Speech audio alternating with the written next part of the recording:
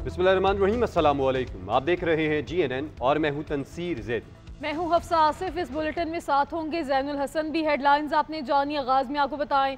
इस्लामाबाद में थाना मारगला के इलाके में फायरिंग से काविश और शहजाद सती नामी शहरी जाम बहक। पुलिस जराये के मुताबिक शहजाद सती प्रॉपर्टी डीलर है जबकि काविश सिक्योरिटी गार्ड है, जिसके बायस मुखालफिन ने फायरिंग की। एक लड़ाई के बायस ये फायरिंग का वाक़या पेश आया। इस पर बात करेंगे इस्लामाबाद में नुमाइंदे उस्मान भट्ट से।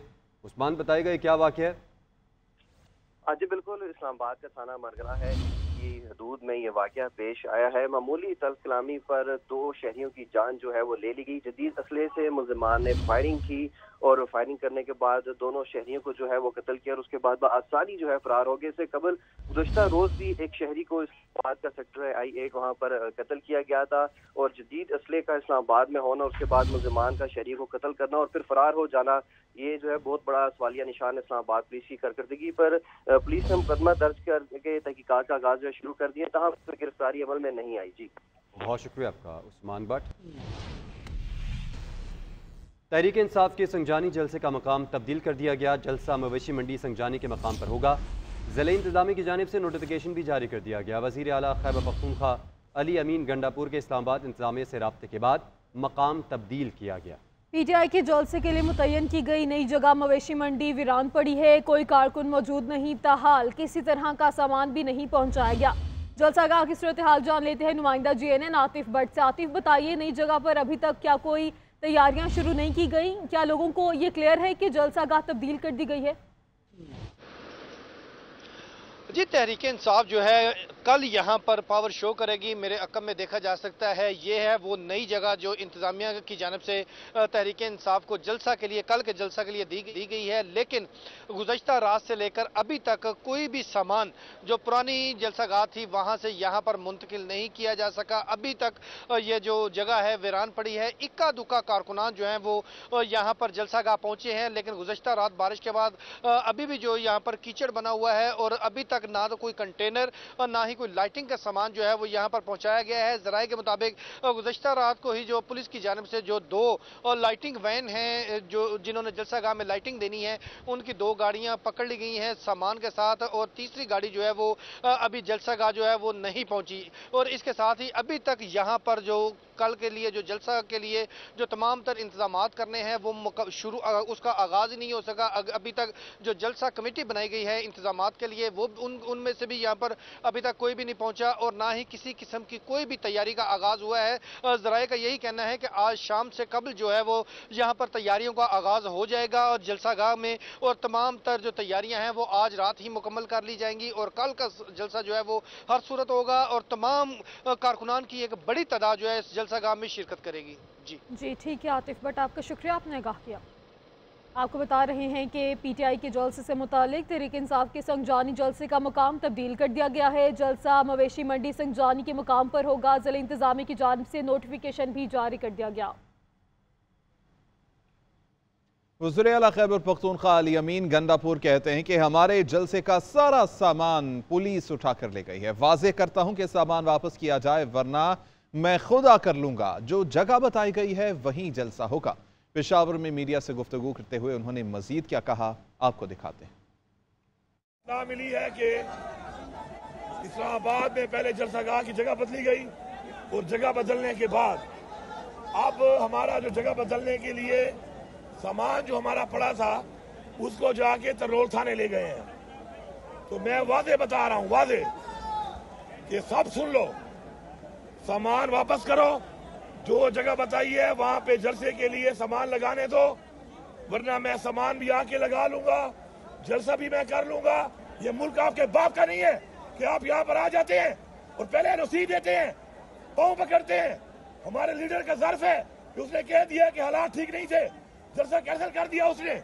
अपनी दी हुई रसीद के बाद ड्रामे करते हैं आप। ये जलसा भी होगा और ये सामान तरनोल थाने में अगर हुआ तो मैं तरनोल थाने जाके सामान उठाऊंगा। हमारे पैगाम है। मौसम के हवाले से आपको बताएं कि पंजाब के मुख्तलिफ इलाकों में सुबह सवेरे बारिश। लाहौर में कहीं हल्की कहीं तेज बारिश के बाद सूरज निकल आया। भक्कर, पिंड दादन खान, सांगला हिल, कलोरकोट और चनियोट समेत दीगर शहरों में भी बादल जमकर बरसे। इस्लामाबाद और रावलपिंडी में भी रात गए मूसलाधार बारिश से जलथल एक हुआ। इस्लामाबाद, गुजरांवाला, पेशावर और गिलगित बल्तिस्तान में आज भी बारिश का इम्कान है। पंजाब के मुख्तलिफ शहरों में बादल बरस पड़े। सुबह के औकात में बादलों ने पंजाब के बेशतर इलाकों को लपेट में ले लिया। लाहौर में कहीं तेज और कहीं हल्की बारिश हुई। चिन्योट, भक्कर, पिंदादन खान, सांगला हिल, कलोरकोट समेत बाज़ शहरों में बादल जमकर बरसे। भलवाल और जेहलम में नशेबी इलाके पानी में डूब गए। रावलपिंडी, इस्लामाबाद में रात गए होने वाली तेज बारिश ने जलसा लेकर दिया। बादल बरसने से मौसम खुशगवार हो गया। वफाकी दारुल हुकूमत खित्ता पोटोहार, शुमाल मशरकी पंजाब और खैबर पख्तूनख्वा के बेशतर अजला में आज मजीद बारिश की पेशगोई की गई है। बाज़ इलाकों में गरज चमक के साथ मूसलाधार बारिश हो सकती है। कराची का मतला जुज़वी अबर आलूद रहने का इम्कान है। सिंध के साहली इलाकों में भी बूंदाबांदी की नवीद सुनाई गई है। सिंध और बलोचिस्तान में आज मौसम गर्म और खुश्क रहने की पेशगोई की गई है। बलोचिस्तान में दर्जा हरारत 43 और सिंध में 40 डिग्री सेंटीग्रेड तक जा सकता है। वज़ीर-ए-आज़म शहबाज शरीफ का कहना है कि गालियाँ गोली हल नहीं, रियासत को कमज़ोर करने वाली कोई तहरीक कौम को कबूल नहीं। फितना ख्वारिश के मुकम्मल खात्मे तक फोर्सेज ऑपरेशन जारी रखेंगी। दहशतगर्दी का सर कुचलने तक चैन से नहीं बैठेंगे। GHQ में यौम दिफा की तकरीब से खिताब करते हुए वज़ीर-ए-आज़म ने कहा कि शहदा की कुर्बानी को रायगा नहीं जाने देंगे। नाकाबिल तस्खीर दिफा हमारी अवलीन कौमी ज़रूरत है। पाकिस्तान हम सब का है, इसकी हिफाजत और तरक्की हम सब की जिम्मेदारी है। आलमी अमन और पाकिस्तान का किरदार अहम है। पाकिस्तान अमन पसंद मुल्क है, किसी के खिलाफ जारहाना ज़ाइम नहीं रखता।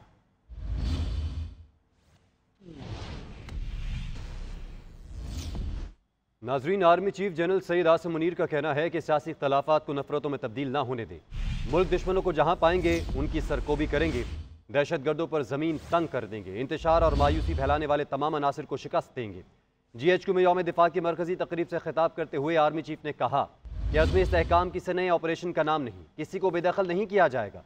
अज़्म इस्तेहकाम नेशनल एक्शन प्लान की कड़ी है। ख्वाज पाकिस्तान और अवाम का रिश्ता दिल का रिश्ता है। बैरूनी जाहिरियत के खिलाफ मार्का हो या दहशतगर्दी के खिलाफ जंग, कुदरती आफात में इमदाद हो या कौमी तरक्याती मनसूबों में किरदार, पाकिस्तानी कौम ने हमेशा ख्वाज पाकिस्तान को भरपूर तक़वियत दी है। यही मजबूत रिश्ता पाकिस्तान के दुश्मनों की शिकस्त का ज़ामिन है। हमारा आज़्म इस्तेहकाम नेशनल एक्शन प्लान की कड़ी है, जिसमें दहशतगर्दी और इंतहा पसंदी के खिलाफ कौमी व रियासती हिकमत अमली मजबूत तौर पर मुरत्तब की गई है। अज़्म इस्तेहकाम किसी ऐसे बड़े और नए ऑपरेशन का नाम नहीं जिसमें किसी इलाके के अवाम को बेदखल किया जाएगा। कौम में इंतशार, बेयकीनी और मायूसी फैलाने वाले तमाम अवामिल को हम अपनी जहनी हम आहंगी के साथ साथ मुत्तहिद होकर शिकस्त देंगे। दहशतगर्दों की हालिया सरगर्मियाँ उन मायूस अनासिर की जानिब से पाकिस्तान को एक कमजोर रियासत बनाने की नाकाम कोशिश है, जिन्हें माजी में भी कौम और फौज के बाहिमी इत्तेहाद ने शिकस्त दी। गैर मुल्की शह पर सात फिल अर्ज बर्पा करने वालों, उनकी मुआवनत और इन जराइम का जवाज और दफा पेश करने वालों पर आइंदा भी जमीन तंग रहेगी। के फिलाव में जिन बैरूनी ताकतों का हाथ है, मैं उन्हें भी बाबर कराना चाहता हूँ कि फौज पाकिस्तान और पाकिस्तानी अवाम अपनी सालमियत का दफा करना जानते हैं और कभी तुम्हारे मजमूम इरादों को कामयाब न होने देंगे। Welcome back. ब्रेक के बाद आपको बताएं, CTD के पंजाब भर में इंटेलिजेंस बेस्ड ऑपरेशन, मुख्तलिफ कलादम तंजीमों के 33 दहशतगर्द गिरफ्तार। लाहौर से भी 8 दहशतगर्दों को तहवील में लिया गया। तर्जुमान CTD के मुताबिक दहशतगर्दों से हैंड ग्रेनेड, IED बम, जबकि सेफ्टी फ्यूज, डेटोनेटर और दीगर धमाका खेज मवाद भी बरामद किया गया। मुख्तलिफ कार्रवाई में पकड़े जाने वाले सहूलतकारों से भी तफ्तीश जारी है। CTD ने पंजाब भर में 433 इंटेलिजेंस बेस्ड ऑपरेशन किए। यौम दिफा के हवाले से गवर्नर हाउस कराची में तकरीब का अहतमाम किया गया है। गवर्नर सिंध कामरान टिसोरी ने कहा कि हज़ारों कुर्बानी के बाद पाकिस्तान को हासिल किया गया। 6 सितंबर 1965 को जिस तरह पाक फौज के साथ मिलकर इस कौम ने मादर वतन की हिफाजत की, हमेशा ऐसे ही हम सब ने मिलकर मुल्क की हिफाजत करनी है।